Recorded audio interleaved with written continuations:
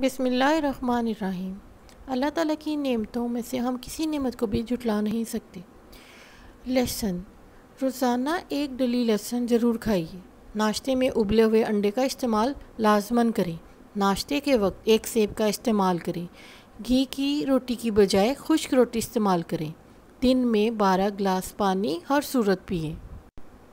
एक दिन छोड़कर तुखमलंगा या इसबगोल का छिलका इस्तेमाल करें। अदरक, सौंफ, दालचीनी, छोटी इलायची तमाम चीज़ें थोड़ी मिकदार में लें, ज़्यादा ना लें। इनका कहवा बनाकर 1 कप पिएं, आधा लीमू मिला लें। एक दिन छोड़कर एक दिन पिएं। रोज़ाना 5 या 7 अदद खजूरें ज़रूर खाएं। सुबह के वक़्त भिगोकर रखे हुए बादाम छीलकर खाएं। 12 अदद बादाम ले लें। बोतल और डब्बे वाले दूध जूस तर कर दें, बहुत नुकसानदेह हैं। इनकी जगह घर में फ्रेश जूस बनाकर पिएं। रोज़ाना अपने हाथ की हथेलियों और पाँव के तलों पर तेल लगाकर सोएं। नाफ में 3 कतरे तेल डालना हमें काफ़ी बीमारियों से महफूज रखता है।